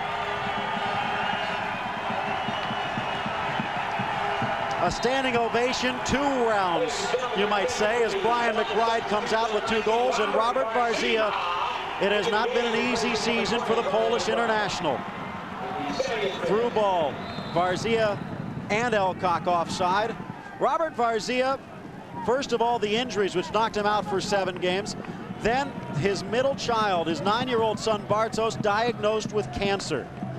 Since then, they have found that the cancer did not spread as much as they thought, but still will require 30 weeks of chemotherapy. The day that he was supposed to leave with the team to go to DC for game 1, his wife needed an emergency appendectomy. One thing to another, but Varzia has kept a smile and has definitely been a key man in his family and a key man for the crew in 1998. Blast across the middle from Talley and tucked away by Lassiter, but just wide of the net. And the word in the Columbus camp about Robert Varzia, he's lost weight. He's obviously been stressed immensely by the whole situation with his son's diagnosis of cancer, his wife's appendectomy, and so forth. But that at practice, he's been the most focused of all the players. They knew that maybe he couldn't go 90 minutes because he's missed some training sessions due to the tragedies in his family. But the fact is, he was one of the better players in practice the last few days. They figured he'd be good for at least about 20 minutes. Experienced veteran that he is, nearly 50 full internationals for the Polish national team. Heck, it's been a Polish kind of year in MLS. Take a look what happened with Chicago with their Eastern Bloc, and Robert Varzia could give them 4 Polish internationals in Pasadena. 18 minutes and change to go. Columbus holding on to a 2-goal lead. As Yeagley slides into the pits. Echeverry switches to the far side. Agus brings it down. Lassiter. Lassiter against Clark. Some bumping going on, and a free kick will come. Next Sunday, live at 3:30 Eastern. Mention the Cup. You can see it on ABC if you can't be at the Rose Bowl. MLS Cup 98, 3:30 Eastern. The Fire, the first-year Fire in the postseason, in the championship game. Will DC or Columbus be there to face them? Back post, skips all the way back. Digging back through the archives, you might say, trying to find the last time a first-year team won a championship. And you have to go back, as far as I dug, 1970. First year in the NASL, the Rochester Lancers were able to win a title. Obviously, the Rochester Rhinos won an A-League title this year, but this year the Chicago Fire dominant, almost from the start of the season. And as you mentioned, the Polish players in their team, especially Peter Nowak, their playmaker, making such an impact in this league right from the start. If he hadn't gotten hurt in the middle of the season on a collision with Mike Duhaney of the Metro Stars, Nowak would probably be heads and tails the MVP. Beat the mano-a-mano matchup with Kobe Jones last night in Pasadena. Ira Barron blocking a dangerous shot there for Columbus. And it's important for Columbus that since they don't have Brian Mazanoff, who's out with the ankle injury, that they were able to now look to Varzia, that he was ready to play now, despite the major distractions going on in his life. And they do give Brian McBride a rest for 20 minutes. This is injury time right now, in more ways than one, you might say. Echeverry, Summer had started to cheat. And Dooley there on the spot. Giving chase Varzia. Williams will touch it back. Looking for Sane. Can't keep it in play, and a throw in for Columbus. Ansel Elcock, his first experience with the U.S. on the sidelines in 1989. Under 20 national team player, watching the U.S. play Trinidad for the right to go to the World Cup in 1990. Saw Paul Caligiuri's spot in the history books as Caligiuri put the U.S. in the World Cup with a goal that knocked out Trinidad. Comes to Columbus, Caligiuri's his teammate. He says, I just can't get rid of this guy.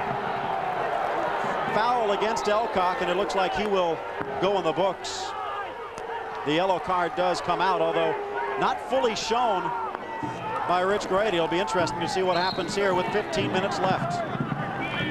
Echeverry, a shorter approach. Back post, Summer just skies over Eddie Pope. No heroics today for the big DC back. And Jurgen Summer not going to take any sort of interference out in front of his goal. A commanding presence, making sure he brought that ball down.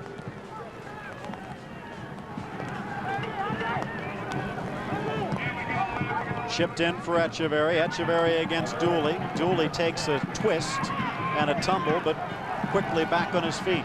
Here's Williams chipping it forward. Stern John offside. Good read by Williams. John a little bit slow getting onside, but again, tight confines, wet conditions. Williams' touch probably could have even been softer. Slide by Farrell.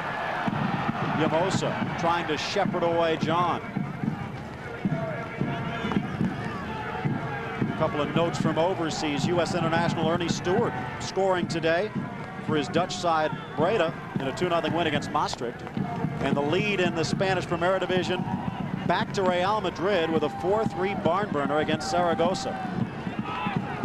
And right here, maybe not a barn burner, but the only reason is probably because it's too wet to burn.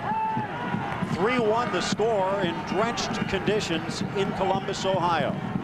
DC without a player that could make a difference in this situation. Very strong shot, left-sided player Brian Kamler out with the broken foot. Columbus, as I mentioned, missing Brian Mazonoff. Mike Lapper, though, on the bench for Columbus, the first time he's suited up since his knee injury back in the spring.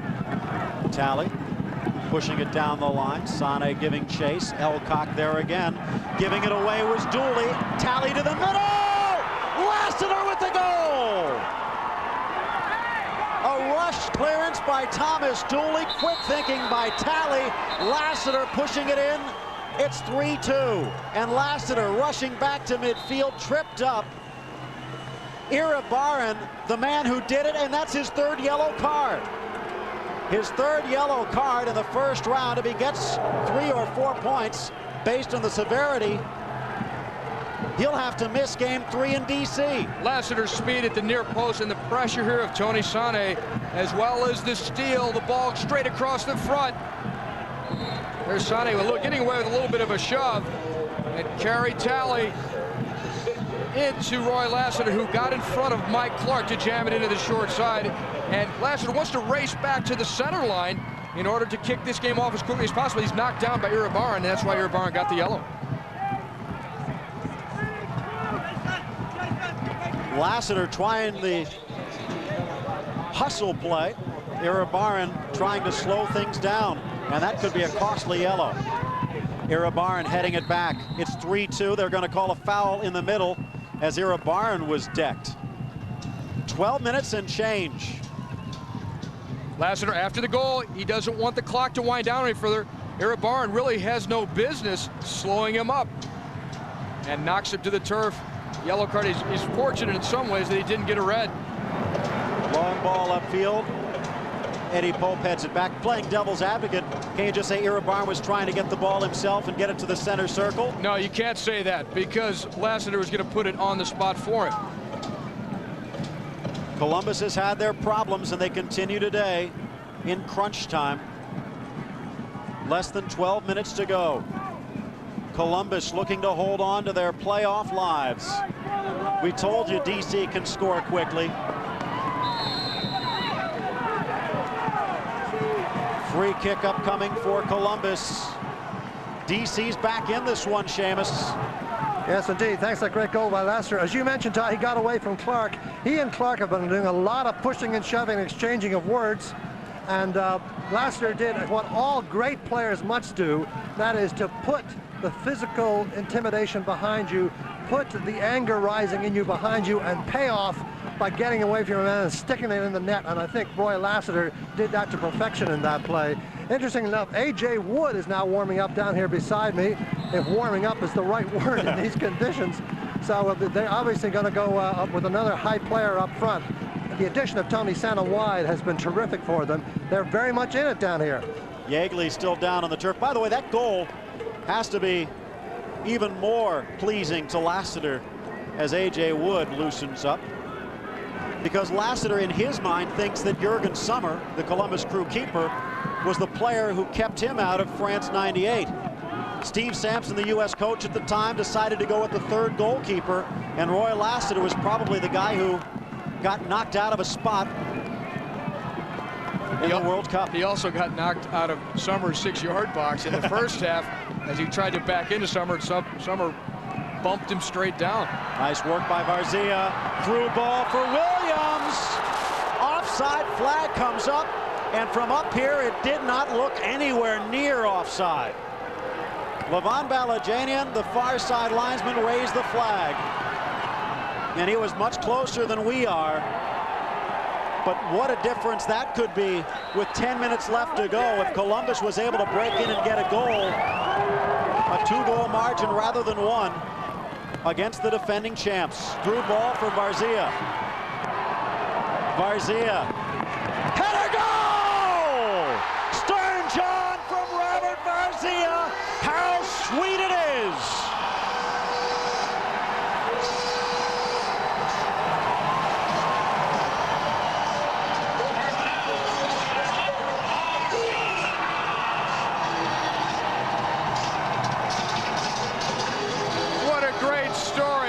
A human interest story. Varzia setting up Stern John, the league's top scorer in the regular season, getting on the end of it. Andy Williams plays the ball into the corner. Varzia, look at the cutback. He gets Kerry Talley going completely the wrong way and then places it perfectly on the head of Stern John. And Varzia, with all of his personal problems, the illnesses in his family, it feels like $10 million for him to come on for the crew and contribute. Andy Williams, we mentioned all the tribulations he has faced over this past week. Obviously, Varzia has faced a season full of them, especially down the last week, and Stern John finally gets a playoff goal against United. All the demons expurged today by Columbus. Andy Williams started with a great through pass into the corner for Varzia. A la Echeverry, just slicing it through the defense. Robert Varzia.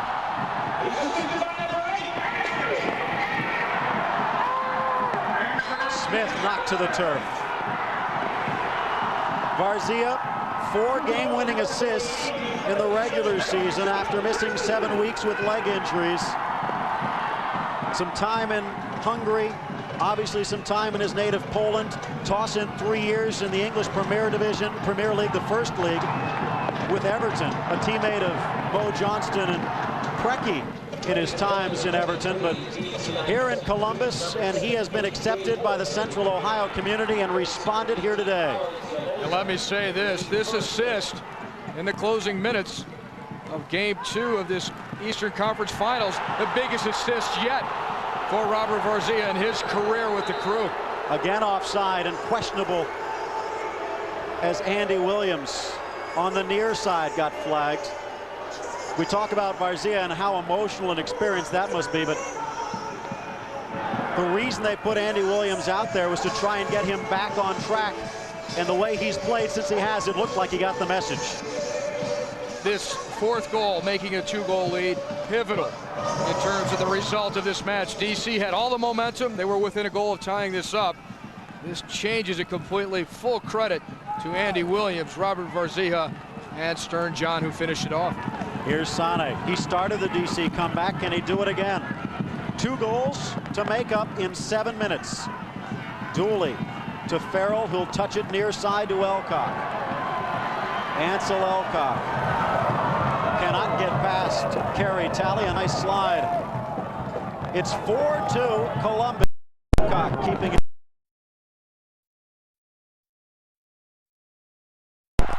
Nice pass down the line for Lassiter, but Clark was there to touch it out.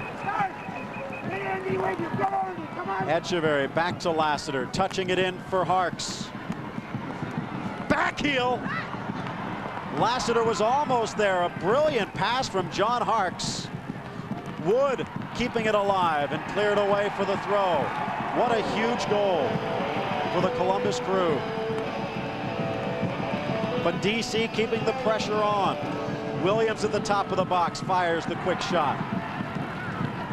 Iribarren. Dooley upfield. Williams through ball. Can he get past Agus? The answer is no. Varzia tripped up at the last moment. Another splitting through ball by Andy Williams into Varzia. Agus, though, recovered pretty well on the slide. Williams to the middle. The shot by A.J. Wood. Drawing the defense was Jaime Moreno, but Jurgen Sommer didn't buy that. Perfect position to stop Wood's shot. A.J. Wood causing problems with his stature. Very strong, widely built guy. He's backing into defenders and creating some openings here for DC. Wood joining Lassiter and Moreno up top. Echeverry also pushing forward. 4 men in the attack. Not even counting Tony Sane, who's also in the box. Echeverry on the turn. Echeverry to the end line. Echeverry wins a corner. 5 minutes and counting. The final game here at Ohio Stadium in MLS history, proving to be a barn burner. Harks and Wood combining at the back post. They might have actually called that on Wood for pushing over the back. May have been a push out in front by Tony Sane. Also, DC trying to throw everything possible at the net to at least make this close at the end. The 4th goal again looms immensely for the Columbus Crew. Foul will be called Andy Williams for backing in. The crowd doesn't like it. 13 straight playoff series, going all the way back to October of 1996 when LA and San Jose were forced to 3 games. 13 straight MLS playoff series have been sweeps. And the Crew 4 minutes away from changing that, but Lassiter did not miss by much. Jurgen Sommer got a fingernail to it, otherwise it could have been 4-3. The fact that DC did stage a pretty convincing comeback has to give him confidence. Looking for Wood or Moreno, headed out for the goal kick. DC trying to make a game of it again. Lassiter from long range, and it is tipped by Jurgen Sommer at the last possible moment, or that one may have dipped down below the crossbar. The Chicago Fire at home in the Windy City right now, trying to figure out who they will be playing next Sunday in Pasadena for the MLS Championship. DC, the defending champs. The Columbus Crew denied by United last year, but it looks like they've learned their lesson. Far side ball for Sane, intercepted as Yeagley's dropped back in defense. Moreno in midfield. Wood tries to keep it alive. Here's Dooley. Iribarren. And out to Elcock. Stern John. Good defense by Talley. Nice moves there by Stern John. The step overs. Really, you want to talk about unsung heroes in this match. Give credit to the defenders for the Columbus Crew. For the most part, until the later stages of this game, keeping Lassiter out of it, keeping Moreno out of it, even Echeverry. Ricky, Iribarren, Mike Clark, Thomas Dooley, and Todd Yeagley and Rob Smith. They've done the job. Jason Farrell did as well, especially in the first half. Not much gas in the tank. He'll come to the bench, and Project 40 player Abusuku Abukusumo, easy for you to say, coming onto the field late in the season as Richie Williams and Andy Williams fighting for position. And that will be a card against Richie Williams, it looks like. The last offender, and he might be lucky he doesn't get a red. Physical, rough play. We talked about it at the half, and we're seeing more of it here. Williams has no argument here. He was beaten. He was trailing Andy Williams. He couldn't catch him. And he grabbed his shirt from behind and tried to wrestle him to the ground several times in the course of that play. Abukusumo, the New Mexico native, dropping back in the defense. The shot from Smith goes out for a goal kick. Abukusumo, Project 40, NC State. It's a combination of Swahili and Indonesian, meaning the leader of, and right now he's on the field helping lead the way, you might say, or at least caught in the draft of Columbus, who's forcing a third and deciding game at RFK in the Eastern Conference Championship Series. 140. Phil Marco Echeverry not able to dominate this match as he did game 1 at RFK Stadium. He dictated the pace of that match. He scored the second goal, which effectively put away Columbus. He's not nearly been the factor here today, and it's made a difference. The Crew leading by 2. Loose ball in the middle. Sane shot over the bar. Actually, Eddie Pope stepping into the fray. Almost identical to the garbage that he cleaned up in the Champions Cup. The cross from the corner, punched away by Sommer. It was Eddie Pope who won MLS Cup 96. It was Eddie Pope who won the CONCACAF Champions Cup in 98. But DC's crown in danger of being knocked off here. Pope keeps it alive. Bringing it down and running upfield well was Stern John. Andy Williams touches it to John, who on the ground passes it to Elcock. And the ball will bound into the safe arms of Jurgen Sommer with 35 seconds. The other main difference in this match compared to game 1, Columbus really capitalizing finally on their set plays, on their players who are very good in the air. Thomas Dooley, Brian McBride, they effectively got the ball into the box, and those guys got the goal scoring started for the Columbus Crew and built up what is ending up to be an insurmountable lead. 12 seconds. Brought down by Woody, lost sight. More than 13,000 here in attendance in Columbus in miserable conditions, but they got a heck of a lot better when Robert Varzija helped find Stern John for the goal. The final game at Ohio Stadium, not the final game for the Columbus Crew, Ty. They win today 4-2, forcing a Wednesday decider from RFK. Game 3 back at RFK, where DC has been in command of Columbus. Columbus has not had a win there.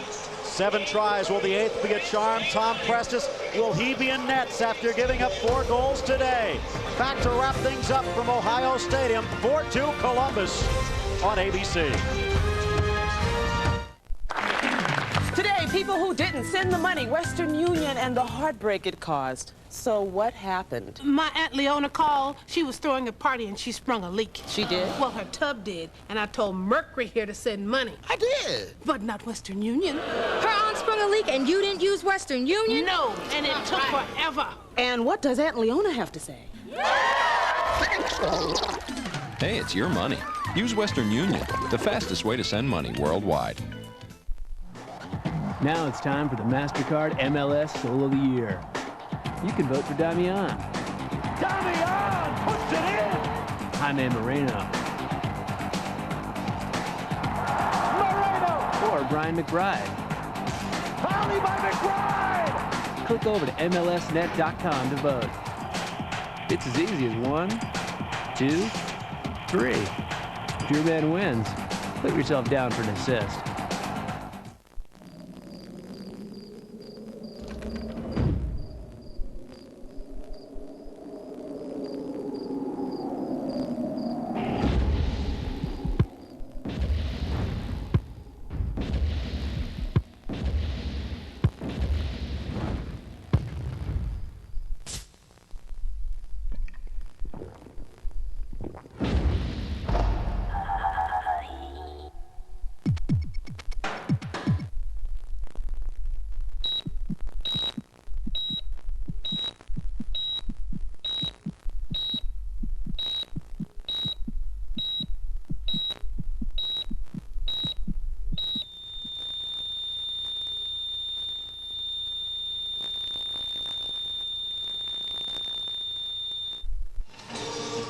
The final score. McBride with 2 goals, including the game winner, but it was Robert Varzija's pass which gave the Crew fans room to breathe. He joined Seamus Mallon. Robert, congratulations on a great crossing pass for that goal. This has to be a very special goal for you, given your concerns about Bartosz and the family in general. It is, and I want to say hi to Bartosz. He's watching probably right now. I love you, son, and that was a cross for you and a goal for you. I saw staring in the penalty box. I faked the cross the first time, and I put directly on his head. Probably God helped me. Good. Well done, Robert. Thank you. Thank you very much. 4-2, Columbus still lives, and you'll get the chance to see them. Will they knock the crown off United? And will there be a new champion in 1998? Wednesday, 8 o'clock Eastern on the Deuce. Monday Night Football. It's a battle royal. The Jets and Bill Parcells against the Patriots and Drew Bledsoe. For Ty Keogh, Seamus Mallon, I'm Phil Shane. Thanks for joining us. 4-2 Crew. It's not the Bucks, how the Crew made it into the books ahead on the night beat. Against DC United. To the big show. They're trying to get to Pasadena, and they're 1 win away now. Some history made yesterday at Ohio Stadium in football. Some more made today in soccer. The last Crew game ever at the Horseshoe, and the first loss by DC United in 13 postseason games. This afternoon, both clubs slipping and sliding in the rain. Brian McBride, boy, the shoes were gripping good. Puts him on the board first half. Ball loose. He gets the foot on it and scores 1-0 good guys. Later, another Columbus veteran, Thomas Dooley, puts it to the back of the net. 2-0 Columbus at the intermission. Second half, McBride, sore ankle and all, does it again. The header gets behind the keeper, pushes the lead to 3-0. Jurgen Sommer gave up 2 second-half goals, but really a great day in the net considering the conditions. The nice save on Ben Olsen. Columbus by a goal late. Stern John puts it out of reach. The feed, the header, the goal. His third of the playoffs. Crew wins 4-2. Great win. I mean, we got a 3-0 lead, and we were asleep a couple goals, but this was great. I mean, fans came out in this weather, and we're still alive, and this team's very confident right now. Can you win the series now? Well, yeah. I mean, we from the very start, we thought we could win the series, but the thing is, we got to do it. You know, we can't just keep talking about things. And now we got to go to D.C. and get that monkey off our back. Good way to go out here. Great way to go out. Bittersweet here at Ohio Stadium. I mean, let's face it, if it wasn't for Ohio State, we wouldn't have a crew. We wouldn't be here. So our thanks goes out to them. We'll be happy to get in our new stadium. No way. Great save. 65th minute. Tony Sonny does get a header past Summer. Good try, though. 3-1 at that point. 12 minutes later, a bad clearing attempt by the crew put the ball on Roy Lassiter's boot. It was 3-2, and things were getting a little scary. But in the final 10 minutes, the crew with some insurance. Robert Varzija to Stern John. Watch the header. 4-2, the crew wins it. The series is now tied at a game apiece, with the third and deciding game set for Wednesday night in D.C. We knew it was going to be a real dogfight here, especially in the rain. We scored some great goals today, and we worked very hard, and I think we deserve to win. Now we have to go back to Washington and prove that we can win there, too. You just got to go out and do it. You know, you got to go out and play soccer. You got to know that they're not going to beat themselves, and play with confidence. Attack them. And hopefully beat them. We got to get Fitzy a new hat, though.